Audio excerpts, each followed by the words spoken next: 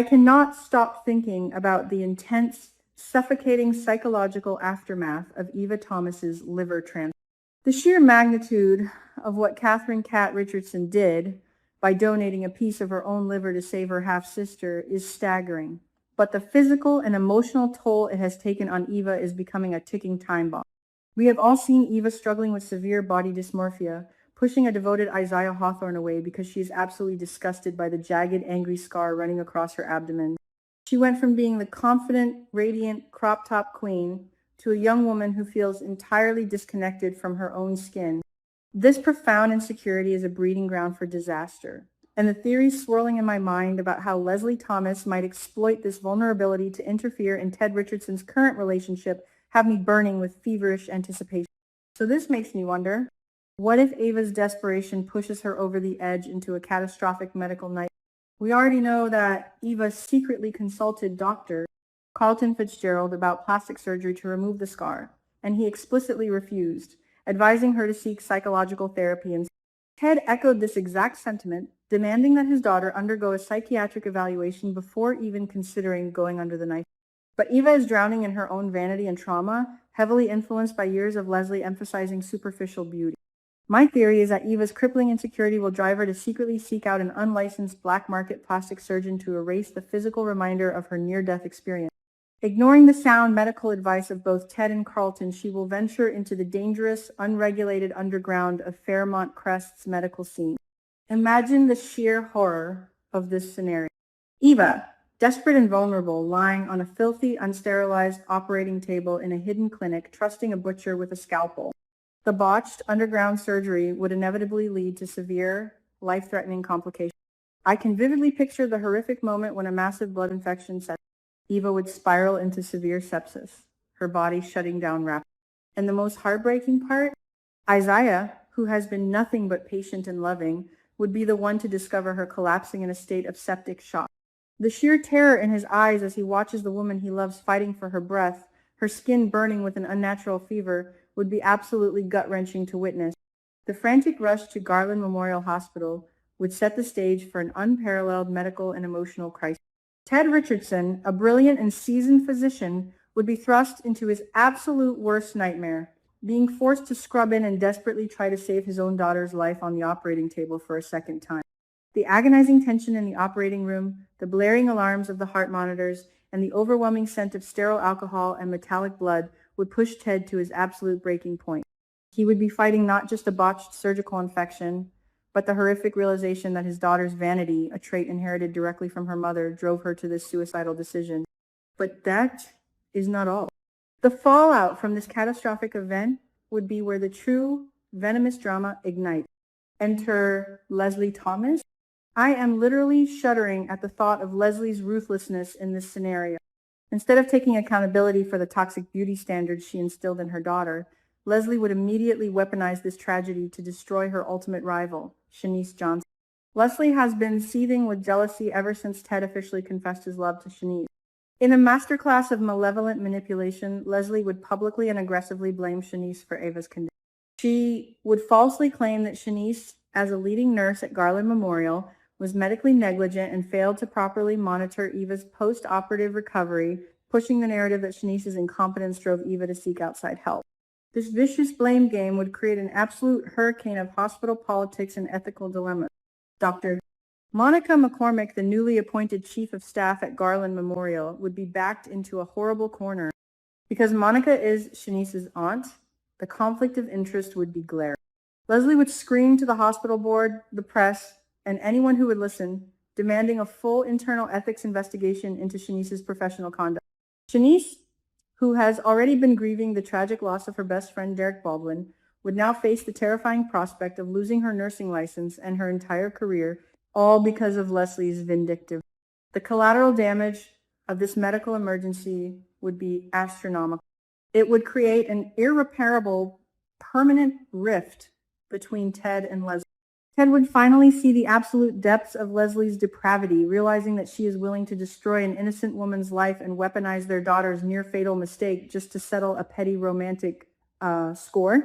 When Eva finally wakes up, pale, weak, and hooked to dozens of machines, she would be forced to face the devastating reality of her impulsive actions. She would have to look into her father's exhausted, tear-filled eyes and realize that her reckless pursuit of physical perfection almost destroyed his medical career, completely derailed Shanice's life, and shattered her family into a million unfixable. However, as compelling and tragic as that theory is, there is another speculative path that has me completely mesmerized. What if Eva doesn't become a tragic, repentant victim? What if this immense physical and psychological trauma fundamentally breaks her moral compass, causing a sudden, terrifying personality shift? The theory that Ava could suddenly become sharp, ruthless, calculating, and cold, an exact, terrifying replica of Leslie in her younger years, is absolutely fascinating. Instead of crying over her scars, what if Eva weaponizes her trauma? She could shed her innocent crop-top queen persona and don the impenetrable armor of a master manipulator, realizing that in the brutal ecosystem of Fairmont Crest, you are either the predator or the prey. If Eva embraces this dark Machiavellian persona, her first target would undoubtedly be the man who loves her most, Isaiah Hawthorne. Isaiah has been working so incredibly hard to mend his fractured relationship with his parents, Police Chief Elon Hawthorne and Darlene. But a newly ruthless Eva would see his family ties as a threat to her control over him. She would begin a slow, insidious campaign of psychological manipulation, whispering toxic lies into his ear, convincing him that his parents will never truly respect him or accept her. She would systematically isolate Isaiah, pulling his strings until he willingly turns his back on the Hawthorne family, becoming her fiercely loyal, unquestioning soldier in her quest for dominance. But Eva's thirst for power wouldn't stop at ruining Isaiah's family dynamic. Oh no. She would set her sights on a much larger prize, the free medical clinic. In a brilliant, ironic twist of fate, Eva would orchestrate a hostile takeover of the very clinic her mother currently. Using Noah Rollins, the inexperienced, newly hired clinic manager, as her unwitting pawn, Eva would manipulate the board, exploit the clinic's financial vulnerabilities, and ruthlessly strip control away from Leslie. The sheer poetic justice of the daughter usurping the mother, using the exact same deceitful tactics Leslie taught her, would be a storyline for the ages. And then comes the ultimate declaration of war.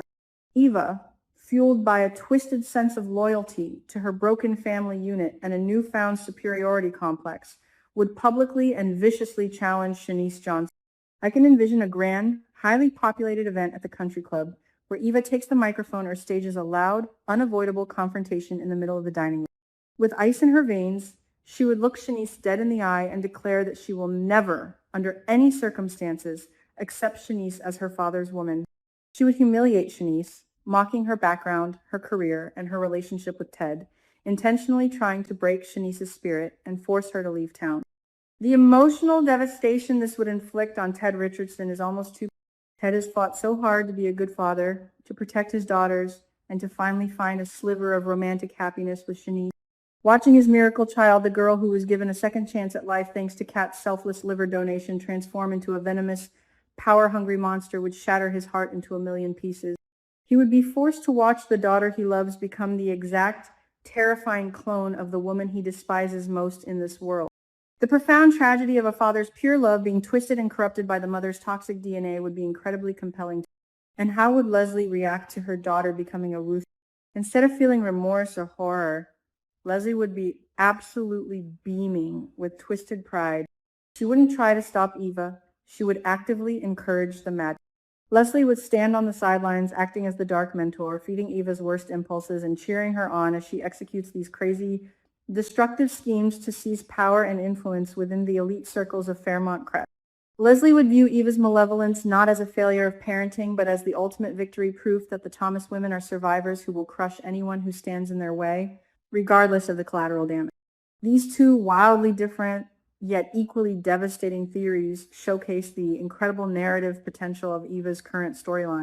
Whether she spirals into a tragic medical emergency born of desperation and vanity, or whether she rises from the ashes of her surgery as a cold-blooded, manipulative villain, the fallout will undoubtedly shake the foundations of the Richardson, Thomas, and Hawthorne families.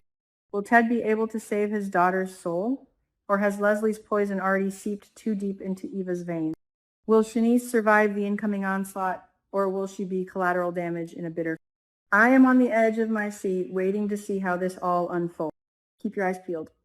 because in Fairmont Crest, the scars you can't see are always the most dangerous.